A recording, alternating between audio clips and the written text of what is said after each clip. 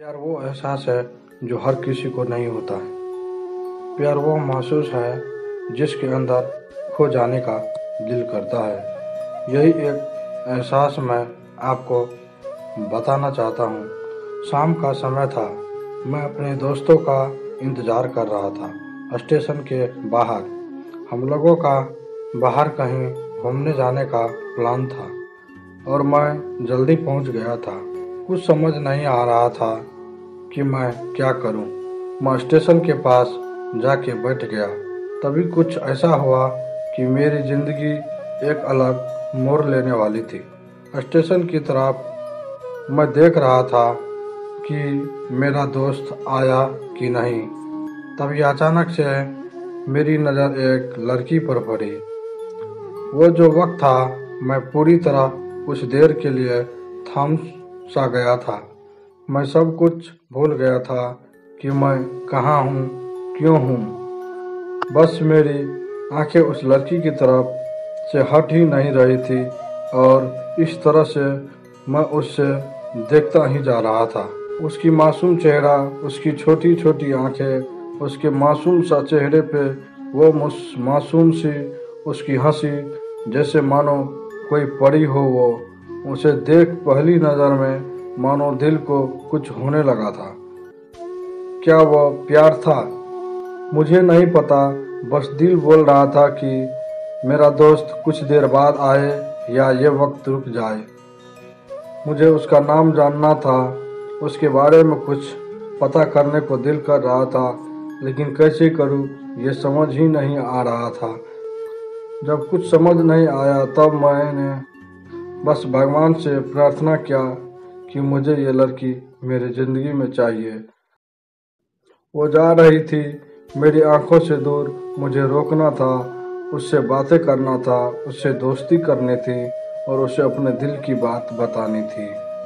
लेकिन कैसे, यही सवाल बस बार बार मेरे मन में आ रहा था और मुझे बेचैन किए जा रहा था। मैंने फिर सोच लिया कि मेरी आंखों से दूर होने से पहले मुझे इसका नाम पता चल जाए तो मैं इसे अपना बनाऊंगा और शायद भगवान ने ही उसे भेजा होगा मेरे लिए, ये मैं समझूंगा। तभी भगवान ने चमत्कार कर दिया। पीछे से आवाज़ आया, प्रिया मैं यहाँ हूँ। फिर वो पीछे देखी तो मैंने देखा वहाँ से लड़की आवाज़ दी और वो उसके पास चली गई। तभी मैं समझा उस लड़की का नाम प्रिया था। मैं खुश हो गया और उस लड़की को मन किया जाके धन्यवाद बोल दूं, क्योंकि उसके वजह से मुझे उसका नाम पता चला। बस तभी मैंने ठान ली अब उसे अपना बनाना है, उसे अपनी ज़िंदगी में लाना है। फिर तभी मैं उसके पीछे जाने लगा कि अचानक ही पीछे से एक हाथ आया। पीछे देखा तो मेरा दोस्त आ गया था। अब मैं क्या करूं समझ नहीं आ रहा था। मैं क्या बोलूं, उसे कैसे मना करूं, कैसे जाऊं मैं उसके पीछे। मैं इसी सोच में लगा रहा।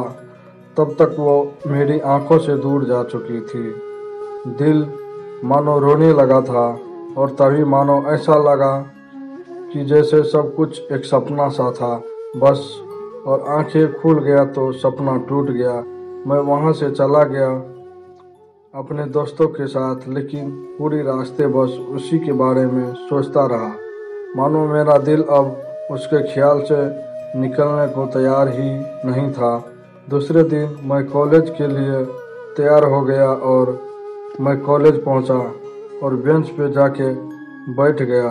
तभी दोस्त ने बुलाया और कहा, देख अपने कॉलेज में एक नई लड़की आई है।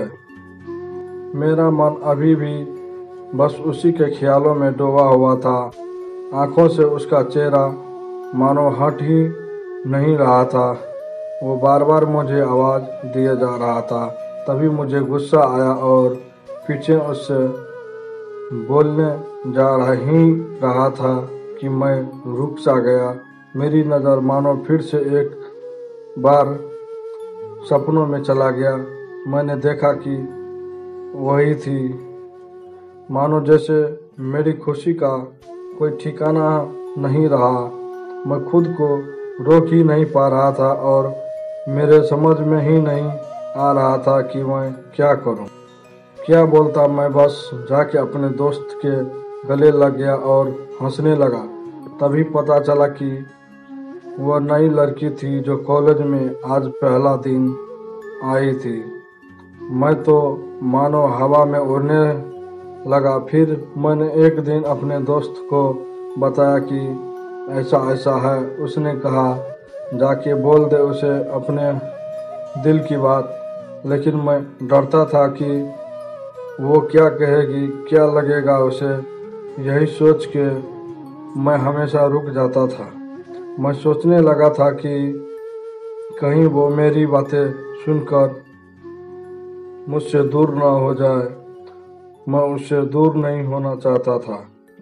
मुझे ये एहसास हो गया था कि शायद वो भी मुझे पसंद करती थी, लेकिन वो कभी कुछ नहीं कहती थी। उसे लग रहा था कि मेरे मन में उसके लिए कुछ नहीं है, लेकिन वो क्या जाने कि उसे पहली नज़र में देख के ही मैंने उसे अपना दिल दे चुका था।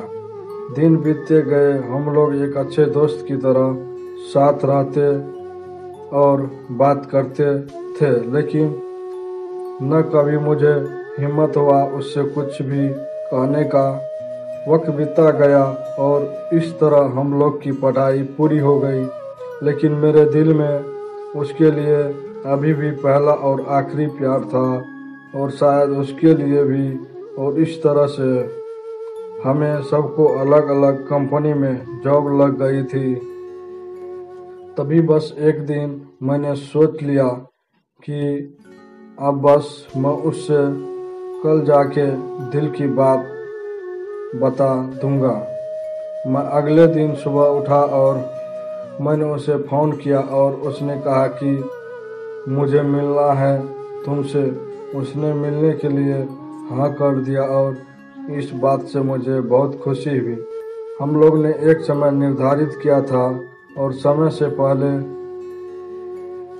वहाँ उसका इंतज़ार कर रहा था। तभी मेरी नज़र उस पर पड़ी। वही कपड़े, वही बैग, वही छोटी छोटी आंखें और चेहरे पे वही प्यारी सी मुस्कान।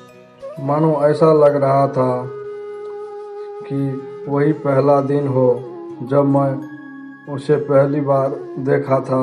वो धीरे धीरे आ रही थी। मैं तो बस उसे देखता ही जा रहा था। फिर वो पास आती है, फिर वो मेरे सामने बैठ जाती है।